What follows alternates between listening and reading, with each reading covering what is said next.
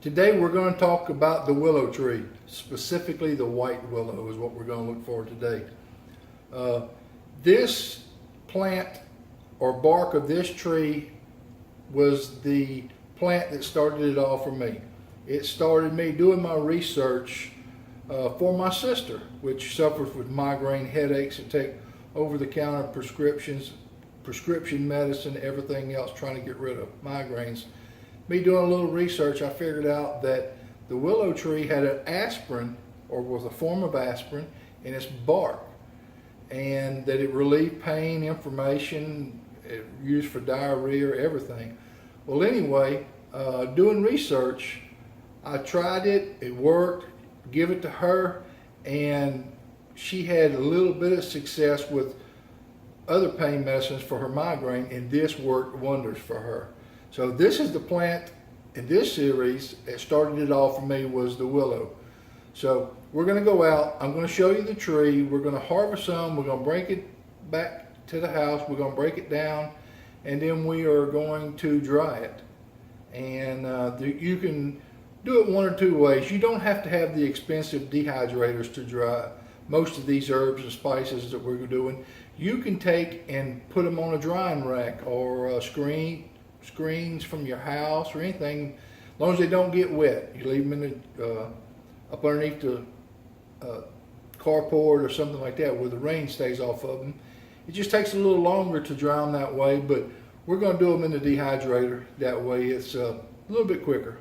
So y'all stay with us. We're going to go out. We're going to locate this tree. I'm going to show you what it looks like, and we're going to bring you back. All right, this is our white willow that we're going to be collecting our willow bark off for our willow tea. You look at it real close. I'm going to show you up front what the leaves look like. As you can see. And the bark of the tree.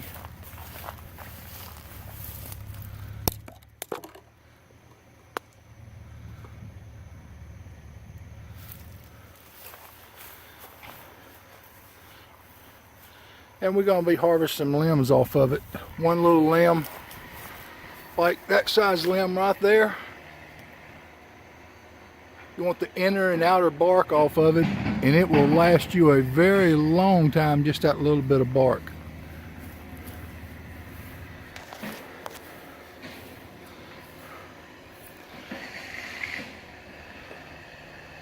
All right, we're going to harvest some of this and take it to the house and process it down.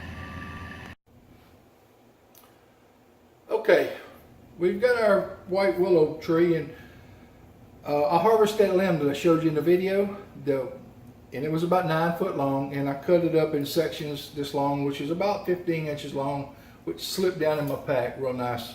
And I brought one of them back. I've done process the rest of it down, and I'm going to show you how to process it and what you're looking for when you go to process it. And on the willow, if you take you a good knife, you get it started, you can just pull it off in strips. And I like to pull my strips about a 1/4 inch wide. Sometimes they get a little wider, and lay them out. And you just go, what you're looking for when you go, if you get too deep on the tree itself, it gets hard. What you're looking for is the inner and the outer bark. You want to pull it, strip it off there, and it comes off real easy. If you look real close, you'll see the outer bark right here. And then this is the inner bark. That's what we're looking for, both of these, inner and outer bark. So we're going to strip this down. And normally I do this outside, but I brought this one piece and saved to show y'all on camera how to see how easy it comes off. And you get too deep, you'll know it because the wood gets tough. The bark comes off very easy. If it's green. If you wait a day or so and it dries on there, it's murder to get off. But if you bring it home and do it pretty close right away. There's a big old strip come off there, so we're just going to take and strip it down.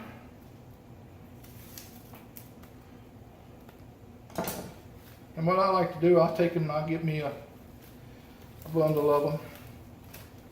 About like this. About like this or so. And you'll see. And I got me some shears. Very, very handy tool to have, especially out in the field for snipping limbs. And I just snip them up.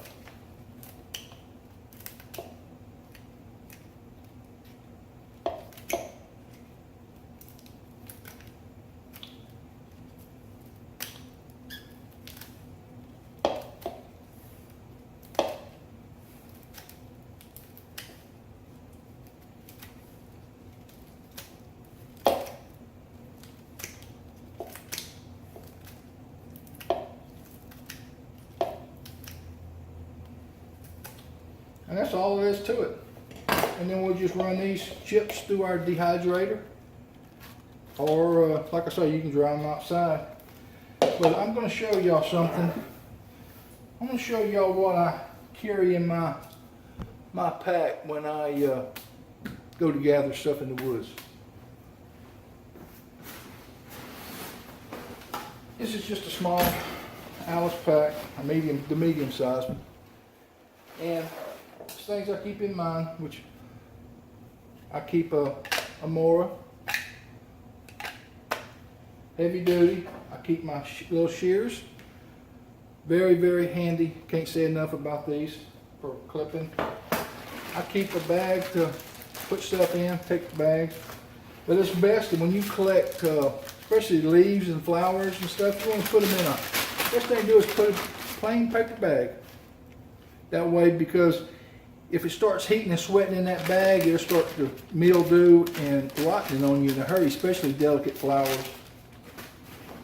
I keep a saw, Baco whatever, for tree limbs, like a bottle of water.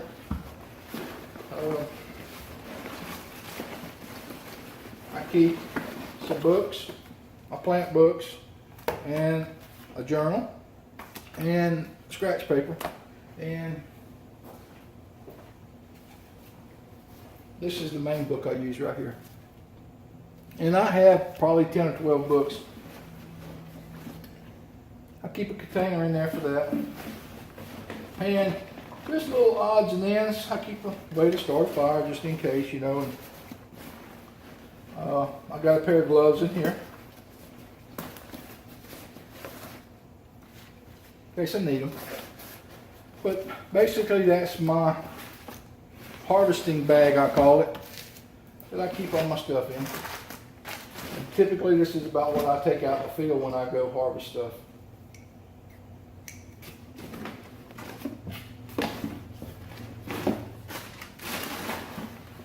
Alright, I'm going to set this to the side.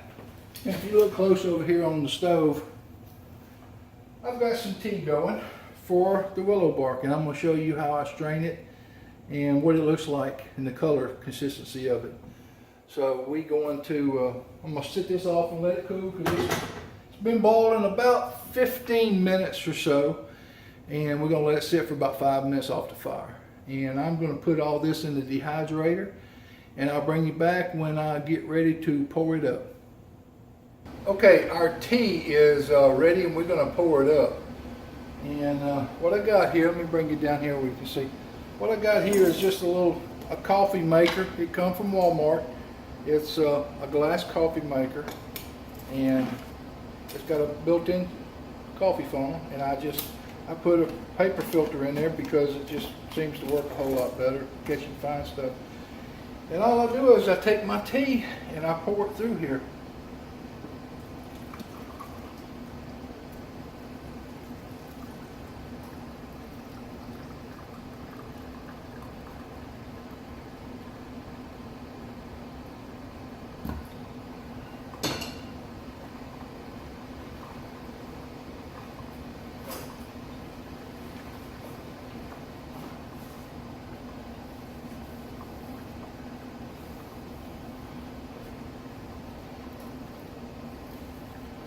You can see how it just goes right on through. And I make all my teas the same way, no matter what it is. If it's a bone set tea or whatever, I I'd rather have instead of a tincture, I would rather have a tea personally. It all tastes bad, whether it's in a tincture, a tea, or whatever. It tastes bad. I just don't like the taste of alcohol that much. I'm a non-drinker because I don't like it. But anyway, it's not too bad. If you can see the color, a deep dark reddish color, I guess it would be a reddish brown or something like that. But that's it. That's what you're looking for. And you can take that and put it in the refrigerator and let it sit for 2 or 3 days, a week at a time. Make as much as you want. Put a little sugar in it. It's not that bad. This is one of the more palatable teas that you can make in the wild like that. Put a little sugar, a little honey, whatever suits your fancy, you know. And but that's what I'm gonna do. I'm gonna pour this up. I'm gonna put it in the refrigerator for when I need it, or my sister needs it, or whoever needs it. And I hope y'all enjoyed this video, and I'm going to be bringing some more, so stay tuned. They don't come as quick as I would like them to, but it's busy life for me. Work, home, everything. So y'all stay tuned, and we'll catch you on the next one.